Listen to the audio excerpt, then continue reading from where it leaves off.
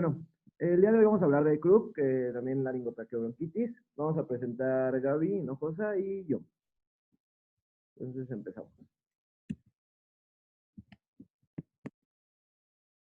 Bueno, esto es lo que vamos a ver. Vamos a empezar con la definición, epidemiología y etiología, después fisiopato y cuadro clínico, y por último diagnóstico y tratamiento.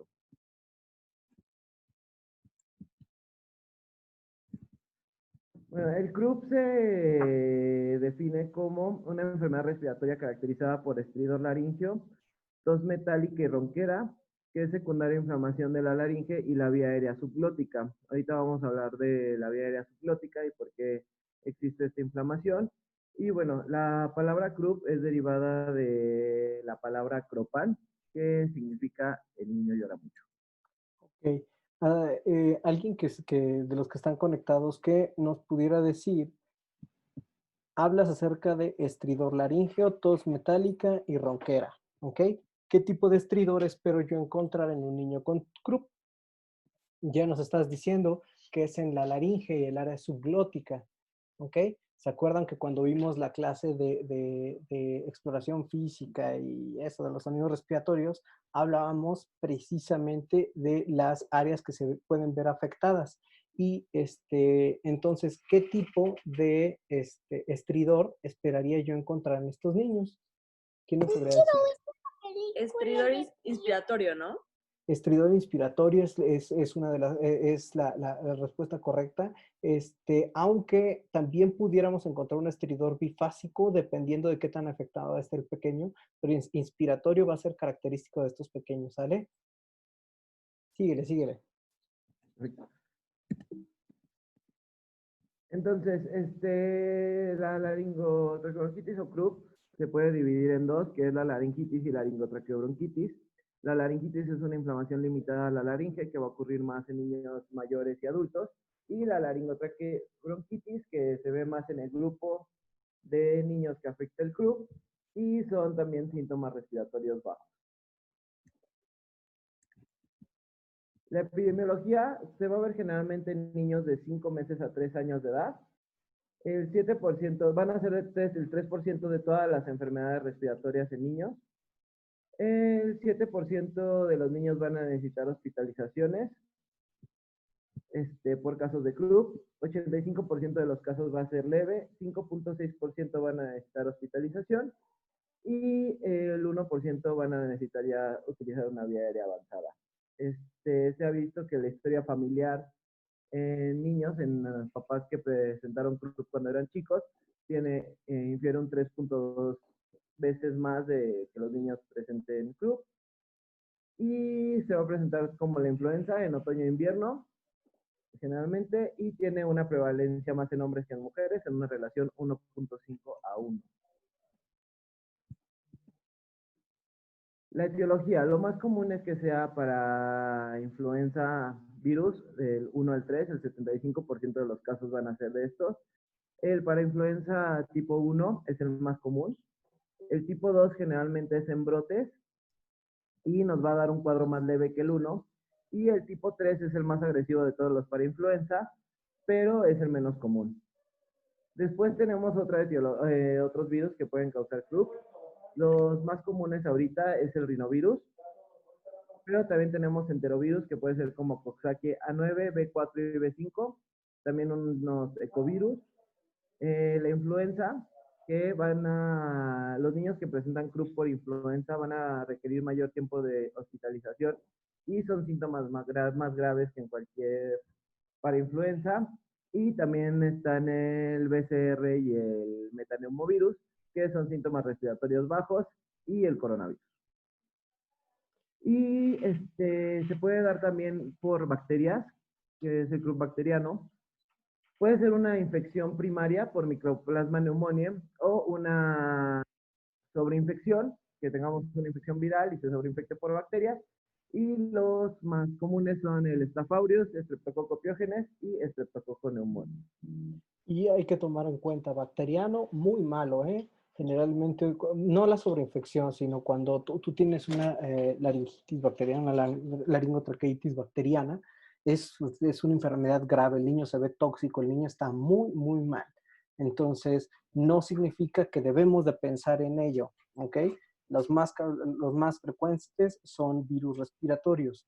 Dentro de ellos, estrictamente para influenza es el bueno, por así decirlo, pero en nuestro país rinovirus también está súper alto. Ahora, quiero que vean cuáles son los agentes etiológicos y eso es algo muy importante. ¿Por qué? Porque influenza te puede dar desde un resfriado, croup, neumonía, bronquiolitis, lo que tú quieras. Corona te puede dar influenza, un resfriado, neumonía, bronquiolitis, lo que tú quieras. Rinovirus te puede dar bronquiolitis, te puede dar neumonía, te puede dar un catarro, te puede dar... Si se dan cuenta, todos los virus que ocasionan el croup te pueden dar alguna otra enfermedad.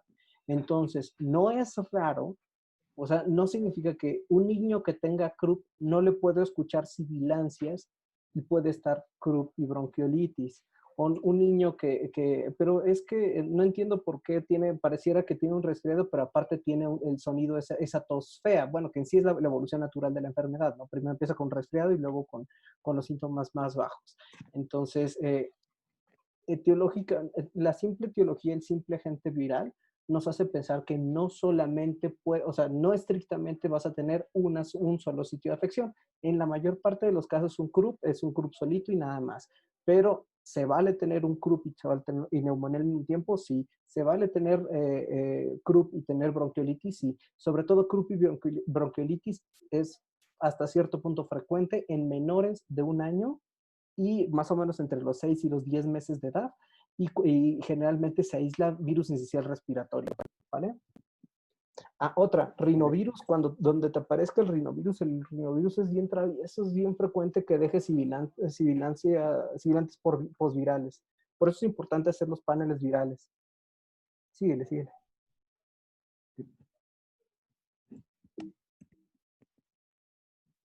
Bueno, vamos a hablar de la fisiopatología y cuadro clínico. La fisiopato, lo primero va a ser que el virus va a llegar, va a infectar la mucosa nasal y faringea, y después por contigüidad se va a ir al epitelio de la laringe y la tráquea. Va a haber un estrechamiento de la vía aérea que va a ser lo que nos van a dar el cuadro clínico, el estridor, la tos metálica. Y esto ocurre porque el cricoides es un anillo, no, o sea, es un anillo cerrado, no como la tráquea que está en forma de herradura. Entonces, cuando hay inflamación, hay un estrechamiento porque pues obviamente el cricoides se está como apretando y por eso hay empeoramiento en los niños. También después del estrechamiento de la vía aérea viene una obstrucción dinámica. Como el niño se siente mal, el niño tiene dolor, no empieza con llanto, entonces eso empeora, hay aumento en la presión negativa de la parte distal de la tráquea extratorácica y que la tráquea de los niños sea más flácida en las paredes hace que exista un mayor estrechamiento y por eso un empeoramiento. También se ha visto que hay infiltrado por histocitos, linfocitos y células plasmáticas en los niños con croup. Entonces, bueno, la bibliografía te menciona que porque hay niños que les da como croup más seguido y hay unos factores de huésped que predisponen a los niños para que tengan croup. El primero es la disminución anatómica de la vía aérea, como sabemos las diferencias entre vía aérea de los adultos y vía aérea de los niños. Otro que puede ser por la hiperactividad, que sea ya sea por alergias o por reflujo. Y por último, un estrechamiento adquirido que pueden ser por quistes, ya sean secundarios a una intubación mecánica. Todo esto nos puede condicionar a que el niño presente más episodios de croup. Y también se ve que se ha visto en autopsias de niños con croup que hay IG alta específica para influenza.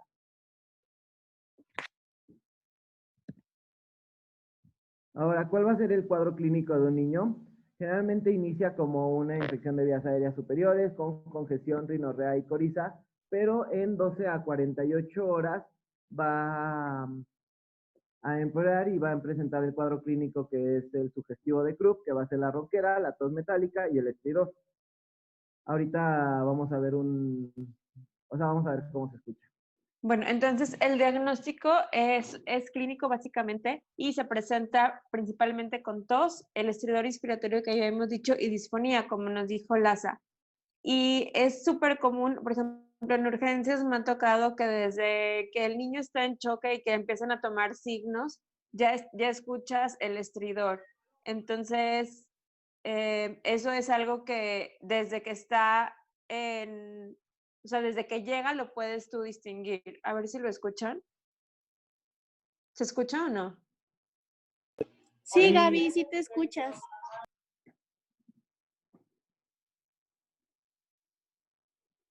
¿Sí logran escuchar el estridor? No. ¿No? A ver.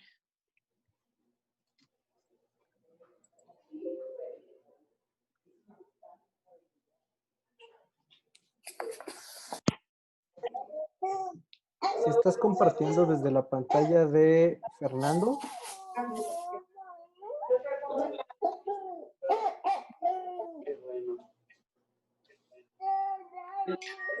¿Logran escuchar ahí o no?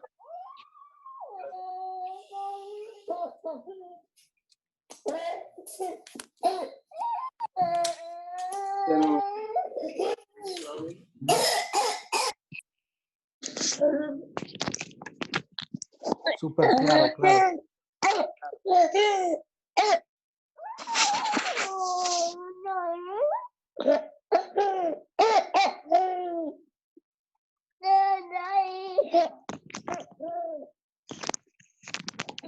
No sé si lo lograron escuchar, si no ahorita Claro al que final sí. se los... Se escucha perfecto. Ok, súper. Esa tos es muy Sí, característica. eso. Qué bueno que pusiste ese audio. Escuchen ese, ese como, niños pequeños a veces la refieren como tos de foca, algunos como tos de perro. Sí, y si logran escuchar, no solamente es con la tos, sino también con el mismo esfuerzo que están haciendo, se escucha como, o sea, el estridor a la entrada del aire. Se puede acompañar también con disnea, puede haber fiebre, pero sí recalcaba mucho el artículo que no es necesaria la fiebre y usualmente la fiebre es de bajo grado. Y dependiendo de la gravedad de la enfermedad se puede presentar con taquipnea, taquicardia o desaturación.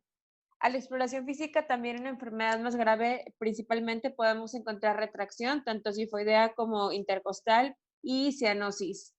Y a la auscultación vamos a escuchar el estridor inspiratorio a nivel del cuello y puede haber roncus asociado. Y es raro que escuchemos nosotros crepitantes. O sea, no se encuentran crepitantes y puede haber sibilancias dependiendo, como decía el doctor, del tipo del virus. En cuanto a las pruebas diagnósticas, realmente ninguna es recomendada para hacer el diagnóstico, como ya vimos, pero se puede hacer detección del virus. Aquí no usamos los cultivos virales, pero sí podemos usar pruebas rápidas de antígeno o los perfiles que tenemos disponibles en el hospital, que realmente no van a cambiar el tratamiento, pero nos pueden decir cómo hablar de la fisiopatología de la enfermedad. Y una biometría hemática nos podría guiar en el diagnóstico diferencial, sobre todo de aquellas enfermedades o infecciones causadas por bacterias. Entonces, una neutrofilia nos podría hablar de una infección por bacterias, sin embargo, no es específico. Y también podríamos medir niveles de carboximoglobina, sobre todo para descartar heridas térmicas o por inhalación de humo. Pero también nos decía el artículo que realmente esto lo vamos a ver más por a la historia clínica y no es necesario medir el nivel de carboximoglobina para poder saberlo. Esto que comentas es muy importante porque si tienes antecedente de que el niño estaba en un incendio en su casa y te llega con síntomas de croup, ese niño lo tienes que intubar lo más rápido que puedas porque su vía aérea está quemada, es quemadura de vía aérea, ¿sale? Es lo que tienes que pensar. Ahora, si no tiene nada que ver con el fuego, o sea, no lo piensas, pues, ¿para qué la carboximoglobina? Pues bueno, si estás pensando en una quemadura de vía aérea o que estuvo expuesto a una cantidad importante de humo, para eso te va a servir, pero estrictamente la historia clínica te va a ayudar mucho más. Sí, exacto. Entonces, para el diagnóstico podemos solicitar una radiografía de tórax, la cual no es indicada de rutina, y vamos a poder ver el signo de la aguja. Como lo pueden ver en la flecha, se ve una disminución del calibre a nivel glótico y subglótico, y se ve como la columna de aire a partir de ahí está como que ya normal. Entonces, no es indicada de rutina porque no es específica ni sensible. De hecho, solo aproximadamente el 50% de los niños con Krupp van a tener ese signo, aproximadamente. Y podemos indicar la laringoscopía y TAC, no tanto para hacer un diagnóstico de Krupp, sino para diagnósticos diferenciales que nos puedan como que guiar en, si no es Krupp, ¿qué otra posibilidad diagnóstica podría ser?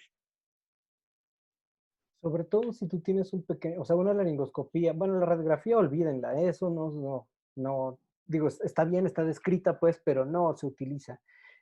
Si tú tienes un pequeño que tiene sospecha de Krupp o que tiene con síntomas de Krupp, le empiezas tratamiento y no mejora, y no mejora, y no mejora, y no mejora, ahí es cuando tú tienes que pensar en hacer un TAC o en hacer una laringoscopía, idealmente una laringoscopía o una nasofibroscopía, porque puede ser un cuerpo extraño simplemente, ¿sale? Eso nos pasó una vez cuando yo era R5, sí, cuando yo era R5, tuvimos un niño con Krupp que había ingresado y pues tenía toda la clínica de Krupp. Le empezamos tratamiento, no mejoraba, no mejoraba, pasan 3 días, no mejora, sigue exactamente igual, y tenía una como de, no sé, una estrellita de plástico transparente, súper planita, atorada en la laringe.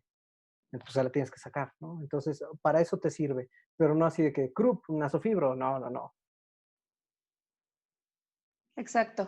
Entonces, justo, la laringoscopía la vamos a hacer en aquellos niños con Krupp recurrente y sobre todo en los que tengan historia de prematurez o que hayan estado intubados durante el periodo neonatal, esto por sospecha de estenosis subglótica, con episodios recurrentes en niños menores a 3 años para descartar laringomalacia o estenosis subglótica también.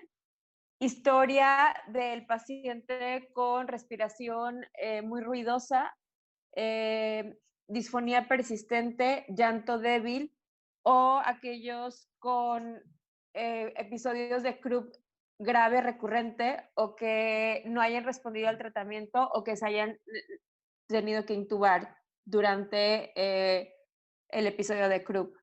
Y historia médica de reflujo gastroesofágico, eso también por lo que nos decía Laza, que propicia inflamación, entonces es un factor de riesgo para el desarrollo de Krupp. En cuanto al manejo y tratamiento, el manejo lo va a ir guiando en gran parte la escala de Wesley, que realmente no se necesita para determinar la gravedad de la enfermedad, pero sí nos ayuda a guiarnos en el tratamiento. Entonces, nosotros podemos tomar en cuenta los criterios de nivel de conciencia, cianosis, estridor, entrada de aire a nivel de campos pulmonares, presencia de retracciones. Entonces, con eso vamos a evaluar la escala. Entonces, si es menor a 2, es leve. Si es de 3 a 7, moderado. Entre 8 y 11 puntos es severa. Y mayor a 12 ya nos indica una falla respiratoria y pues necesidad de intubación. Entonces, las medidas de apoyo para el Krupp es minimizar agitación del paciente, porque entre más agitado está, más riesgo tiene de un broncoespasmo o un laringoespasmo. El uso de oxígeno suplementario si lo necesita, dependiendo de cómo llegue. Está indicado, o sea, en la literatura alguna recomendaban sobre todo previamente el uso de aire frío o humidificador. Incluso era esa enfermedad en la que les decían a los papás que abrieran el refri o el congelador y pusieran ahí al bebé un rato, porque estaba descrito, se había visto anecdóticamente, que ese aire frío causa como humidifica un poco las secreciones y desinflama la mucosa. Y el humidificador también ayudaba a disminuir la viscosidad de las secreciones, pero se ha visto ya con estudios que realmente el uso no reduce los síntomas y no tiene como una mejoría, entonces no está indicado como tal el uso ni del aire frío ni del humidificador. Y también se empezó a usar el Heliox, que es una mezcla de helio con oxígeno, pero tampoco se ha visto una mejoría de síntomas o estancia intrahospitalaria. Entonces, no se recomienda su uso rutinario y de hecho, como se recomienda más seguir haciendo pruebas para determinar realmente su función en el tratamiento. Exactamente, no me dejen, voy a compartirles yo pantalla porque les quiero mostrar la realidad, ¿ok? Aquí pueden ver ustedes mi pantalla, entonces, respecto al uso del, ¿cómo se llama? El aire humidificado o nebulizado, hay muy poca evidencia. En sí hay solamente una revisión sistemática con metaanálisis que se hizo en el 2007.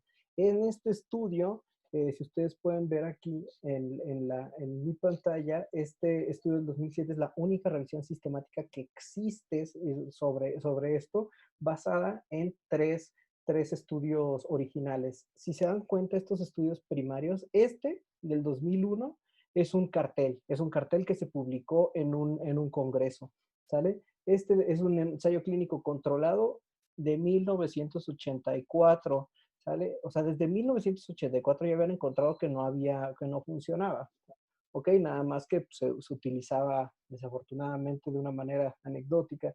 Y por último tenemos otro ensayo clínico controlado en el 2002. ¿Cuál fue la evidencia de esto? Si ustedes ven ya en el metaanálisis, ¿se acuerdan que la vez pasada, la clase pasada sí, creo que fue la clase pasada cuando vimos un metaanálisis, ¿no? ¿Cómo se lee? Aquí lo que me dice es el estudio que se está evaluando y el efecto de cada estudio y el efecto en conjunto, ¿ok? Aquí, ¿qué es lo que está haciendo? La primera figura lo que nos dice es la razón de momios o la posibilidad que tenías de ingresar cuando te daban, ¿cómo se llama? Aire humidificado o nada, ¿sale? Y si se dan cuenta, si no te ponían nada, las probabilidades disminuían. El OR era de 3.09, ¿ok? Entonces, incluso en los dos estudios, ¿vale? Y si lo vemos aquí, después de que llega el paciente, le hacen su score clínico, su escala de Wheatley, y lo vuelven a evaluar de los 20 a 60 minutos, ¿sale? Y comparando si le ponías aire modificado versus nada. Si se dan cuenta, hay algunos que dicen un poquito a favor de nada, un poquito a favor de la nebulización fría. Aquí que dice ni una ni otra, y en el efecto acumulado, acuérdense, cuando este diamante toca la raya, nada.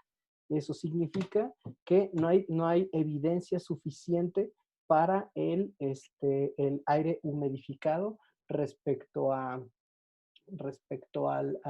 tratamiento de Krupp. Entonces, si en algún momento, ahora, esto de aire humidificado es lo que antes se conocía como nebulizaciones frías, ¿ok? No sirven las nebulizaciones frías. Ahora, si vas a hacer nebulizaciones frías, tienes que diferenciar si es nebulización o micronebulización. Acuérdense que la diferencia de eso nos la da el tamaño de la partícula o el tamaño en el que se hace más pequeñín el líquido, ¿no? Por así decirlo.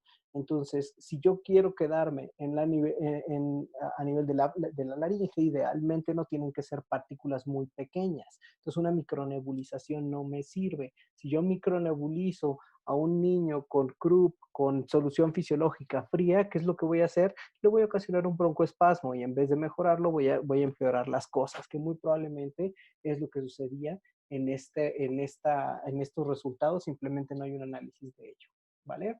Entonces, solo era para reforzar esto. Continúen, por favor. El tratamiento se basa principalmente en corticosteroides y adrenalina. Los esteroides se usan para disminución del edema laríngeo por sus propiedades antiinflamatorias y principalmente se usa dexametasona porque se ha visto una mejoría sintomática y menor estancia tanto en el servicio de urgencias como intrahospitalaria con su uso, y se usa una dosis de 0.15 a 0.6 miligramos kilo, dosis única. Y en cuanto a las dosis, también se han hecho estudios para ver si una dosis menor tiene el mismo efecto. Y algunos estudios dicen que sí, pero hace falta como mucho más, estudios más grandes para poder demostrar que una dosis menor tiene el mismo efecto que la dosis que se usa usualmente, que es de 0.6. tratamiento alternativo es la prednisolona, 1 miligramo kilogramo dosis, o budesonide, 2 miligramos nebulizado, y esto también va a ser mucho guiado por intolerancia a la vía oral. Entonces, si tienes un niño con intolerancia a la vía oral que no te va a aceptar un medicamento vía oral, pues mejor lo nebulizas con budesonide. Y sobre todo porque hay estudios, sobre todo para el croup leve, que no han visto como no se ha visto una diferencia entre el tratamiento de croup leve con dexametasona o predni comparado con budesonide nebulizada. Se ha visto el mismo efecto en cuanto a síntomas se refiere. Ok, hay una pregunta para los dos ponentes. La dexametasona, ¿en qué presentación o qué vía de administración se debe de aplicar como gold standard del tratamiento para croup? Es vía oral. Vía oral. Exactamente. Y ahorita vamos a ver otra tablita como que también nos ayuda, pero se puede administrar intravenoso o intramuscular, sobre todo para enfermedad grave. Ok, aquí Ajá. quiero hacer énfasis en eso. El gold standard es la dexametasona vía oral, ¿sale? Vía oral. Si se acuerdan, en el cuadro clínico tú comentabas que si los pequeños de repente se ponían muy irritables o los estimulas mucho, te pueden hacer un espasmo laríngeo, ¿sale? Y eso se pone horrible. No tengo ni idea de lo horrible que se puede poner. Si tú picas por eso la vía oral es ideal, ¿sale? Si tú picas un niño, le estás ocasionando dolor, obviamente va a llorar, obviamente va a incrementar el número de respiraciones por minuto, ¿sale? Al hacer eso, muy probablemente va a respirar por la boca, por lo tanto, no va a entrar aire húmedo, sino aire seco y tú predispones, o sea, tienes mayor probabilidad de ocasionar un laringoespasmo. Entonces, la vía oral es la forma ideal. En México no tenemos dexametasona oral. Eso es un punto muy importante. Entonces, el uso de prednisolona, que incluso en este mismo manuscrito hacen un estudio, bueno, o citan un estudio donde se hizo una comparación de prednisolona intramuscular, digo, dexametasona intramuscular contra prednisolona vía oral, y se llaman estudios de no inferioridad, o sea, no es menos bueno que el otro. Entonces, esto quiero dejarlo bien aterrizado. Si tú tienes una mamá que tiene acceso a medicamento, que tú la ves como con responsabilidad, con un croup leve, le dejas prednisolona. ¿Sale? Le puedes dejar prednisolona, 1 miligramo kilodosis, vía oral, se lo puedes dejar cada 12 o 24 horas, dependiendo de la situación de tu pequeño, y se lo dejas durante 5 días. Si tú ves que tu pequeño, la mamá vive digo, pues no es la realidad, por así decirlo, del hospital español, pero cuando estés en un pueblito, en el servicio social, ves que la mamá vive lejísimos, que no tienes tanto acceso a medicamentos y que tal vez la señora ni siquiera habla bien español, ¿le vas a dejar una receta escrita con la prednisolona? Pues no, le pones su dosis de dexametasona al niño, ¿sale? Y lo mandas para su casa. Y otra cosa muy importante, dexametasona, dosis única, ¿ok? No cada 12 horas, no por 5 días, no, acuérdense que la dexametasona es un esteroide de depósito, ¿ok? Su efecto lo empieza a hacer, el inicio de efecto empieza a las 12 horas de administrada la primera dosis, ¿ok? Y su efecto máximo a las 24 horas, de 24 a 48 horas, depende de la disponibilidad. Pero entonces esto es muy, muy importante. Por eso es que en protocolo de extubación la puedes utilizar, la dexa, ¿sale? Y con eso disminuyes el riesgo de reintubación en niños. ¿Por qué? Porque le estás dejando un antiinflamatorio de potente, muy potente, la dexametasona es un antiinflamatorio muy potente y con un efecto prolongado, ¿vale? Entonces, aquí lo que quiero dejar es usen la vía oral para estos pequeños. Si está muy grave, pues no. O sea, si ya lo tienes canalizado, internado, pues no. Pero si no, utiliza la vía oral. La vía oral y la prednisolona no tiene un efecto menor al uso de dexametasona en dosis única de manera intramuscular, ¿vale? Y chéquense la budesonida, que era algo que platicaba hace rato con Gaby, creo que sí era contigo, Sí. que la dosis dice 2 miligramos nebulizados, ¿ok? Las dosis que vienen del Pulmicort, que es la budesonida para nebulizar, ¿sale? Es de 0.25 miligramos por ampolleta, cada 2 mililitros. Entonces tendrías que estarle metiendo 10 ampolletas cada 12 horas, ¿ok? Cada 12 o 24 horas, depende. Entonces, estrictamente que tú debes manejar un CRUP con pura budesonida es difícil para lo que tenemos accesible en nuestro país. Ahora, Por lo que entendí, doctor, son 2 miligramos también solamente como al inicio, o sea, nebulizados. sí, como Digo, una dosis también es única. mucho, ajá, también es mucho, pero sí, o Ujú. sea, Es, porque es, son 2000 microgramos. Ujú, sí, o sea, estamos hablando de 10 ampolletas, son ujú. 20 mililitros nebulizados en la primera, pues es muchísimo. Sí, Y le puedes dar prednisolona vía oral, ¿sale? sí. Eso es a lo Ujú. que quiero llegar. Ese medicamento que como que de repente, la prednisolona es un muy buen medicamento si lo sabes manejar bien, ¿ok? Entonces, pues nada más, aprendamos a trabajar con lo que tenemos y basémonos mucho en la evidencia científica. Adelante. Entonces, esto es lo que decíamos de los fármacos y la vía de, perdón, bueno, aquí viene lo de la epinefrina también. Entonces, la epinefrina se usa en conjunto con los esteroides porque empieza a actuar más rápido que el esteroide. Entonces, nosotros al nebulizar adrenalina, inicia el efecto en los primeros 10 a 30 minutos después de que la administraste y dura nada más hasta 2 horas. Entonces, por eso es bueno empalmar el efecto tanto de la adrenalina nebulizada como del esteroide. Entonces, la adrenalina la vamos a poner, si es la de 1 en 1000, son 5 mililitros. Porque está a 0.5 mililitros por kilo con un máximo de 5 mililitros.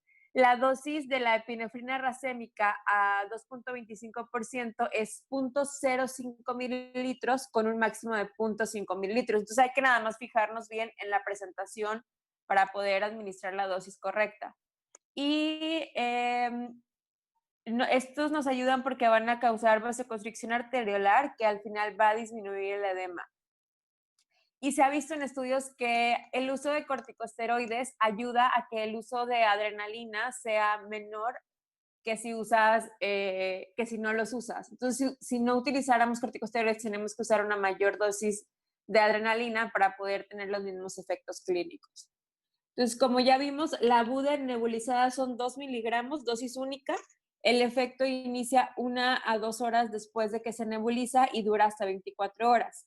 La Dexa es 0.15 a 0.6 con dosis máxima de 10 miligramos y ya vimos que el efecto puede iniciar hasta las 6 horas, pero su pico máximo van a ser aproximadamente a las 24 horas y tiene una duración de hasta 72 horas su efecto. Y la prednisolona es 1 o 2 miligramos kilo día cada 12 o 24 horas con dosis máxima diaria de 60 miligramos y se da por 2 a 3 días hasta 5 días y tiene efecto máximo también a las 24 horas aproximadamente. Esto es muy importante lo que estás comentando, el uso también no solamente de la adrenalina racémica, ¿sale? Todos sabemos, ¿no? Que la racémica es el tratamiento de elección para los niños con CRUP, bla, bla, bla, bla, bla. ¿Ok? La adrenalina racémica nace a partir de la adrenalina normal. Toda la adrenalina normal tiene su fracción levógena y su fracción racémica. Es un componente, digamos, son los dos componentes. Cuando inicialmente se nebulizaba la adrenalina normal, la que todos conocemos, la ampolleta, y se encontraba que los niños se ponían rubicundos, empezaban con un poquito de taquicardia, diaforesis. Entonces empiezan a hacer estudios y dicen, yo creo que la porción levógira de la adrenalina es la que está ocasionando los efectos colaterales.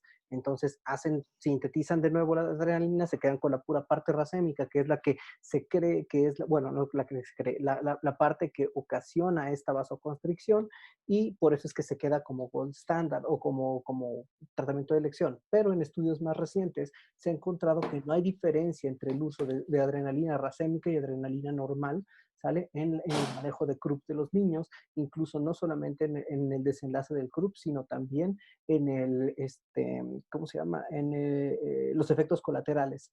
Entonces, siempre y cuando tú la manejes con una dosis máxima de 5 mililitros, y otra cosa muy importante, adrenalina nebulizada, la adrenalina normal no se diluye con nada, ¿vale? Lo que puedes hacer es ponerle primero 3 mililitros así sin diluir, y después le pones otros 2 mililitros sin diluir 20 a 30 minutos después, y eso es más que suficiente, ¿vale?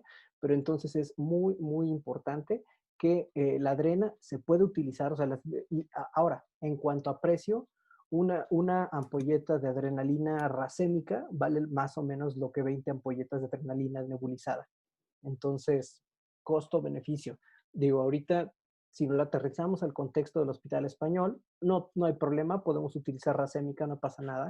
Pero si estás en un futuro, en un hospital público donde, pero ni por error vas a tener adrenalina racémica, puedes usar adrenalina normal. Doctor, ¿y la adrenalina normal se puede comprar en cualquier farmacia? No, tiene que ser farmacias especializadas y es un medicamento ciertamente controlado, pero sí se puede, o sea, de que se puede conseguir, es parte del carro rojo. Entonces, si tú tienes un consultorio, por ejemplo, un alergólogo que hace pruebas cutáneas, que hace, no sé, hace sus test de desensibilización y esas cosas, debe tener un carro rojo y dentro de ello debe tener adrenalina. Entonces, un servicio de urgencias forzosamente tiene adrenalina. Y si te das cuenta ahorita, ya que entren al algoritmo de tratamiento, vas a ver que para los CRUPs leves, incluso hasta los moderados, pero específicamente para el CRUP leve, no usas adrenalina. La adrenalina ya utilizas en moderado grave, ¿vale? Vale. Va. Entonces, ya que hacemos la clasificación del CRUP de acuerdo a la gravedad, si tenemos un paciente con CRUP leve, vamos a administrar de 0.15 a 0.6 miligramos por kilogramo de dexametasona, como ya dijimos, vía oral, pero aquí como no hay, puede ser Predni, o Bude, 2 miligramos nebulizado. Se va a observar por 2 horas en el servicio de urgencias y si presenta mejoría, la cual la vamos a evaluar con en la ausencia de estridor en reposo, podemos dar alta a domicilio. Si los síntomas empeoran, se va a tratar como un CRUP moderado, el cual se trata con 3 mililitros de epinefrina nebulizada y 0.15 a 0.6 miligramos por kilogramo de Dexa, vía oral o intramuscular, preferencia vía oral, o Bude 2 miligramos nebulizados. Se observa 4 horas en urgencias. Nada más un detalle. Si tú estabas en un CRUP leve, ya le diste dexametasona vía oral, supongamos que existiera, ya le diste su dosis de esteroide en dosis única, de dexametasona en dosis única, y no mejora y pasas a moderado, ya no repites dosis de dexametasona, solamente agregas epinefrina, ¿ok? ¿Qué pasa si le estás dando prednisolona? Exactamente lo mismo, nada más que la predni, como no es de depósito, tú la tienes que ir repitiendo las dosis cada 24 horas, ¿vale? Pero no significa que pasó de leve a moderado, otra de Dexa, otra de Epi, pasó de moderado a grave, otra de Dexa, otra de, ¿ok? Ajá. Y vas a observar en 4 horas en el servicio de urgencia, sobre todo por los efectos adversos de la epinefrina. Entonces tienes que ver taquicardia, taquipnea, para ver que esté estable antes de que lo des de alta. Entonces, si mejora, si no hay estridor en reposo, se puede ir a casa. Y si los síntomas persisten o empeoran, se puede repetir la dosis de epinefrina y se admite para vigilancia intrahospitalaria. Y la grave va a ser también 3 mililitros de epinefrina nebulizada y aquí la das en serie de 3, la puedes dar en serie de 3 o la puedes estar dando cada hora, depende de la mejoría, y Dexa la vas a aplicar intramuscular o intravenosa. Y se admite, y ya si tienes síntomas más graves, admisión en UTIP, dependiendo de cómo esté hemodinámicamente estable y en cuanto al patrón respiratorio. Entonces, ¿cuándo podemos dar de alta a un paciente de urgencias con tranquilidad? Como habíamos dicho, ausencia de estridor en reposo, taquipnea o datos de dificultad respiratoria, que haya recibido al menos una dosis de corticosteroide y que se haya vigilado en urgencias por 2 a 4 horas, que no tenga alguna otra indicación de hospitalización como intolerancia a la vía oral o que se vea séptico, que sea como indicio de infección bacteriana, y que el niño tenga la posibilidad de regresar rápidamente al servicio de urgencias si lo necesita, y ya que le dicen los datos de alarma. Y los criterios para hospitalización: el CRUP grave, que tenga alteraciones en la entrada y salida de aire, del estado de alerta, obstrucción completa de la vía aérea, aumento o deterioro del trabajo respiratorio mientras esté en urgencias, estado clínico grave, o sugerente de condiciones más serias, signos y síntomas de croup viral en un bebito menor a 6 meses y deshidratación o sepsis que requieran hospitalización. En cuanto al diagnóstico diferencial de estridor agudo, podemos dividirlo de acuerdo al tipo de estridor. Entonces, si es un estridor expiratorio y es un niño febril, podemos sospechar de traqueitis bacteriana.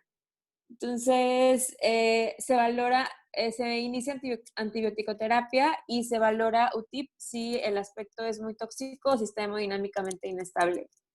Si tiene estridor respiratorio y está febril, vamos a, con la historia clínica, ver si hay una sospecha de cuerpo extraño y ya se hacen maniobras de desobstrucción, radiografía de tórax, si hay sospecha de aspiración y se valora broncoscopia dependiendo del estado del niño. Si el estridor es inspiratorio, vamos a evaluar los síntomas asociados. Si tiene babeo o dinofagia, disfonía, disnea, tiene aspecto tóxico y tiene postura en trípode, entonces vamos a escuchar epiglotitis y ya empezamos antibiótico y se planea ingreso UTIP. Si tiene disfonía o afonía, tos perruna y está afebril, podemos sospechar de croup, espasmódico, un angioedema o cuerpo extraño y ya el tratamiento va a depender de la causa. Y si está febril, podemos sospechar de laringitis y ya se puede iniciar tratamiento con Dexa y adrenalina según cómo esté el paciente. Y otros diagnósticos diferenciales que también podemos ver en cuanto a estridor es neoplasma, que va a tener síntomas que son progresivos y lo podemos diagnosticar con una radiografía de cuello o un ATAC. Un absceso, ya sea periamigdalino o retrofaringeo. El periamigdalino usualmente se va a presentar de 6 meses a 3.5 años y se va a presentar con odinofagia, fiebre y voz de papa caliente y la podemos diagnosticar con una radiografía de cuello, un ATAC y una biometría hemática para ver cómo están el diferencial de leucocitos. Y el absceso retrofaringeo se da en niños un poquito más grandes, entre 2 a 4 años, y se da con fiebre, babeo, disfagia, odinofagia o dolor de cuello, y también podemos hacer una radiografía de cuello, TAC y VH para poder orientarnos en el diagnóstico. Y como habíamos comentado, otra posible causa es herida térmica o por inhalación de humo, que nos va a predisponer después de, o la vamos a poder investigar después de una exposición a calor, humo o químico, y ahí ya se haría una laringoscopía directa para ver daños en la mucosa directamente. Y sería todo. No sé si tengan alguna duda. Excelente presentación. ¿Alguna pregunta? Dudas o comentarios, te falta un signo y gracias también, pero no importa, llevamos muy bien. ¿Alguna pregunta? ¿Dudas? No, creo que no, muchas gracias. Perfecto. Rapidín les comparto pantalla y nos vamos rápido con las distribuciones, que me interesa que vean esto. Ok, perfecto. Bueno, en primer lugar, los objetivos de hoy va a ser primero definir qué es una distribución, cómo voy a presentar una distribución, qué tipos de distribución existen, las medidas de tendencia central y las medidas de dispersión, ¿ok? Esto es importante porque me sirve mucho sobre todo para leer estudios o para cuando estoy presentando un resultado. Primero que nada, si yo agarro un conjunto de datos, esos datos van a tener una cierta distribución, o sea, va a existir un patrón en ese conjunto de valores. Por ejemplo, aquí les pongo, ¿sí están viendo mi pantalla? Sí, ¿verdad? Sí. Sí, se ve. Sí, Perfecto. doctor. Aquí pueden ver que en este estudio que hicimos fue sobre hipertensión portal en niños. De las causas que ocasionaban hipertensión portal de emisión por ciento, el 68% tenía atresia vías biliares, degeneración cavernomatosa 21%, 8.7% fibrosis hepática congénita. O sea, tiene un patrón de distribución, ¿sale? Esta es la distribución de los datos, ¿ok? ¿De qué forma puedo presentar una distribución? Aquí les presento otro ejemplo. Este es un estudio que hice sobre, bueno, en varios países, un multicéntrico que hice, en el cual lo que yo quiero que vean es cómo estoy diciendo que en todas las ciudades la talla, por ejemplo, era la media de la talla era esta, y más o menos 21 de centímetros es la desviación estándar. Entonces yo sé que la mayor parte de la población medía 141 centímetros y se desviaba más una menos una desviación estándar desde más 1,61, 1,62, 1,20 más o menos la primera desviación estándar, ¿ok? Esta es otra forma de hablar de distribución, cómo se distribuyó la edad, cómo se distribuyó el peso, la talla, etcétera. ¿Ok? Otra forma de presentar una distribución es esta, son presentaciones gráficas, ¿ok? Esto se llama box plot o cajas y bigotes.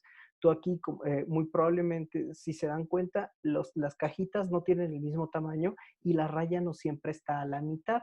Eso sucede cuando, ahorita vamos a ver lo que es una distribución normal y no normal, pero me ejemplifica hacia dónde está la mayor parte de las personas o de mi muestra y hacia dónde están la menor cantidad, ¿no? Aquí nada más hay uno y aquí estaría la mayor parte de ellos, ¿ok? Entonces, otra de las formas que podemos es el histograma, que es un tipo de gráfico de barras con el cual tú puedes ver qué tanto o la frecuencia de cada una de las variables, ¿no? Aquí, bueno, más que de las variables, de los valores, por así decirlo. Aquí la variable sería estado civil y la n sería millones, o sea, bueno, la frecuencia sería esta y tú puedes ver con esto cómo está distribuido el estado civil en esta población, ¿vale? Esta distribución o esta gráfica de barras, cuando nosotros tenemos un valor, supongamos, talla, ¿no? Talla aquí en en hombres de 4 años de edad. Entonces, la mayor parte de los hombres de 4 años de edad van a tener una talla aquí, ¿ok? Van a haber algunos, muy poquitos, más chaparritos, pues sí van a haber poquitos, muchísimo más altos van a haber poquitos, ¿ok? Esto es el comportamiento, digamos que natural de cualquier variable, que incluso se dice, bueno, no se dice, se estima que la naturaleza tiene un comportamiento normal, ¿sale? Todas las cosas tienen un comportamiento normal. ¿A qué me refiero con esto? Por ejemplo, si yo agarro hombres de 33 años mexicanos y nos miden la estatura, la mayor parte de nosotros, o sea, los que cumplimos con esa característica, nos vamos a encontrar aquí, ¿ok? Algunos va a haber aquí uno que otro que mida 1,20 y va a haber aquí uno que otro que mida, no sé, 2 metros, ¿no? O sea, son pocos los mexicanos que van a medir aquí. La mayor parte vamos a estar, no sé, unos 60, unos 70, una prox, ¿ok? Entonces, para ello existe esto que se llama histograma, ¿ok? Que es un gráfico de barras con que tú puedes ver la frecuencia relativa de cada uno de los puntitos, por así decirlo. Entonces, ves qué tanta frecuencia te da. Y a partir de eso, tú sacas una distribución que se llama distribución empírica, ¿ok? Esta cosa de acá. Que si se dan cuenta es lo mismo nada más que en una raya, como en una raya. ¿Qué tipos de distribución existen? De manera general, pensemos en dos. De distribución normal, que también se le llama simétrica, paramétrica o gaussiana. ¿Sale? Que si ustedes se acuerdan es cuando íbamos en la primaria, doctora o maestra, califica por campana. Bueno, la campana de Gauss dice que los extremos va a haber una menor proporción, una menor frecuencia de lo que tú estés estudiando y hacia el centro va a haber una mayor frecuencia. ¿Ok? La dispersión simplemente habla de qué tanto se abre o qué tanto se cierra esta campana, pero siempre va, o sea, si esta campana empezara por aquí y se hiciera así picuda y luego para abajo y así, también sería normal, ¿no? El valor mayor está al centro. Y la distribución no normal, asimétrica o no paramétrica o no gaussiana, ¿sale? Es este tipo de distribución, por ejemplo, donde puedo ver que hay una mayor cantidad de frecuencia aquí que de acá. Entonces tiene un comportamiento, si se dan cuenta, por más que yo quisiera dibujarle uno de estos, no lo puedo dibujar desde chiquito a grande y grande a chiquito. Aquí tiene que ser diferente, ¿no? Entonces no puedo hacer eso. Dentro de las distribuciones paramétricas, les llamamos que hay una con asimetría positiva y asimetría negativa. O sea, que la mayor cantidad está desviada hacia la izquierda o hacia la derecha. Es lo único que significa, ¿vale? Entonces, ¿por qué es importante saber esto? Porque cuando yo quiero describir, si si yo veo gráficas, digo, pues sí, sí se ve bonito, es súper fácil saber que es una distribución normal, no normal y todo. Pero si yo quiero hacer sumas o quiero hacer restas o quiero hacer comparaciones aritméticas, yo no puedo hacer comparaciones aritméticas sobre gráficos. Tiene que ser sobre números, ¿no? Entonces, esto lo tengo que transformar yo a números. ¿Y cómo lo voy a transformar a números? Pues bueno, tengo que hablar de la mayor, lo que es más representativo. Entonces, de esta distribución, lo más representativo pues, sería el promedio, ¿no? La media. O sea, me habla de la mayor parte de todos. Y tal vez de la desviación estándar, y ahorita vamos a ver por qué. Pero si yo agarro el promedio de esta, que muy probablemente me quede por acá, no me va a hablar de la mayoría, me va a hablar de cuál es el valor promedio. Pero si yo quiero hablar de la mayoría, tengo que hablar del valor del medio o hablar de qué ocupa la mayor proporción. Entonces, para eso me sirven las medidas de tendencia central. La media es el promedio de los valores, la mediana es el valor que cuando yo ordeno todos los valores el que queda en medio y la moda el que más veces se repite. La verdad, moda casi nunca se utiliza. Bueno, yo por lo menos nunca he leído un manuscrito donde se utilice la moda. Mediana y media son los que más se utilizan. ¿Y por qué es importante esto? Era lo que les decía. En una medida, en una desviación, en una distribución normal, el valor del medio, que es la mediana, y el promedio van a quedar en el mismo lugar, ¿sale? En el centro. Pero cuando la distribución no es normal, la media y la mediana se separan, ¿ok? Y eso es importante. ¿Por qué? Porque si yo quiero hablar de la media, no, si se dan cuenta, no me habla como de la representatividad de toda la muestra. Aquí sí, aquí es muchísima, la media es mucho, ¿ok? Aquí yo con saber cuánto fue la media puedo decir, ok, me doy una idea de cuánto es el valor de la variable talla, supongamos. Pero si la variable talla se distribuye así y me das la media, yo puedo estimar que la gente es más alta de lo que realmente es, ¿no? Entonces aquí me sirve la mediana, ¿ok? En distribuciones normales, yo voy a usar la media o el promedio. En distribuciones no normales, yo voy a usar la mediana, ¿ok? ¿Y qué es esa dispersión? Pues bueno, aquí tenemos, por ejemplo, esta dispersión súper bonita, que es ¿cómo se llama? Distribución normal. Aquí en medio estaría la media, que el signo de mu sería como el característico, ¿ok? Y una desviación estándar es que tanto o sea, conforme se van alejando, abarco más porcentaje de la población.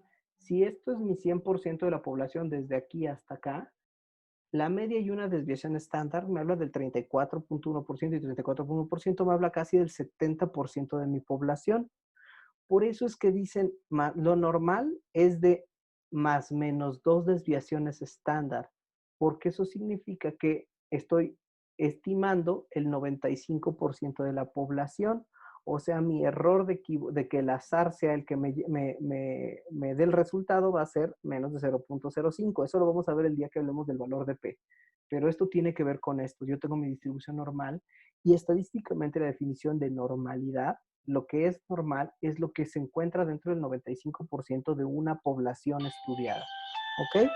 Entonces, eso es una desviación estándar. Me habla de qué tan expandido o qué tan cerrado está esto. Ahora, si yo tengo esta distribución, así toda, que esta no se ve igual que esta, parece un camello, y yo digo una media y supongamos la media aquí y la desviación estándar acá, pues no estoy hablando de la realidad de toda la dispersión. Estoy hablando como que puedo dar datos malos. Si yo quiero poner que aquí está la media y la desviación estándar, estaría pensando que la distribución es así. Entonces los datos que yo voy a usar o que yo voy a comparar van a ser erróneos. Por eso es que generalmente cuando ustedes ven estas cajitas, estas gráficas, es cuando tú estás evaluando o cuando tú quieres representar que la distribución de las variables es una distribución no normal. Tú vas a hablar de medianas, cuartiles y valores extremos, ¿ok?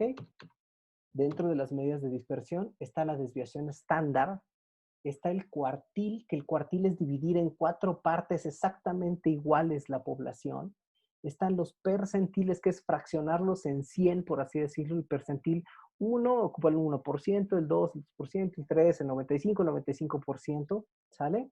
Y el valor mínimo y máximo, ¿ok? Generalmente, cuando tú tienes una distribución normal de una variable, usas la media y la desviación estándar. Cuando tú tienes una distribución no normal, vas a usar la mediana y los cuartiles. Valor mínimo máximo también, pero generalmente es mediana y cuartiles, ¿ok?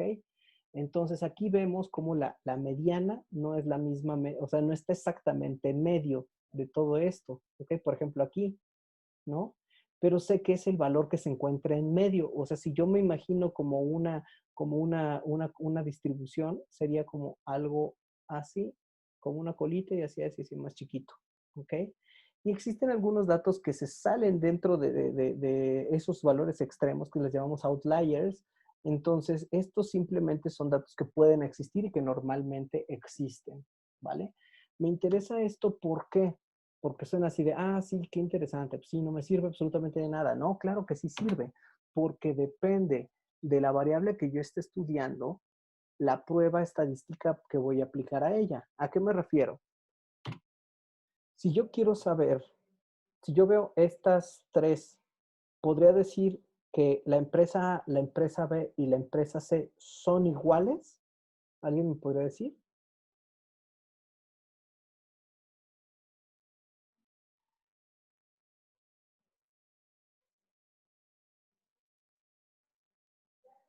¿Ven alguna diferencia entre ellos? Bueno, pues para eso sirven las pruebas estadísticas, ¿no? Para saber si algo es igual o diferente. Solo para eso sirve. Si yo quisiera estimar si esto es diferente de esto o esto es diferente de esto, tengo que correr una prueba estadística, ¿sale? Entonces, depende de la dispersión, si es normal o no normal, es la prueba que yo voy a utilizar, ¿sale? Cuando yo estoy comparando dos muestras diferentes y las dos tienen la distribución normal, son dos campanitas, pues uso la TD-Student. Pero si en vez de ser dos campanitas son dos como olas o como dos camellos, pues uso mejor Udemann-Whitney, ¿vale? Si voy a usar pruebas pareadas o estudios pareados, uso la T si es distribución normal, uso Wilcoxon si es distribución normal. Lo que quiero llegar no es que se aprendan esto, simplemente lo que quiero llegar es importante saber si la distribución de la variable es normal o no normal para poder hacer un análisis correcto de los resultados que yo tengo. Si yo a una distribución normal, donde estoy comparando dos muestras, le hago prueba de Mann-Whitney, sí voy a encontrar un resultado, pero no es el resultado ideal y puedo estar manipulando los resultados simplemente por no haber elegido de manera correcta qué prueba es. ¿Y todo por qué? Porque no sabía si era normal o no normal el fenómeno que estoy analizando. Puntos clave: la distribución es el patrón observado de un conjunto de valores. Un histograma es la forma en la que yo voy a ver gráficamente cómo se distribuye. La distribución empírica es ese histograma, pero con forma como con una línea, por así decirlo. El conjunto de los valores de una variable se puede representar como una gráfica, pero una gráfica no la puedo meter yo a una computadora para hacer pruebas.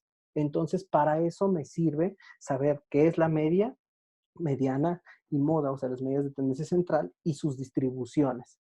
Y depende, si es una distribución normal, voy a usar media y desviación estándar. Si es una distribución no normal, voy a usar cuartiles, mediana, valor mínimo y máximo.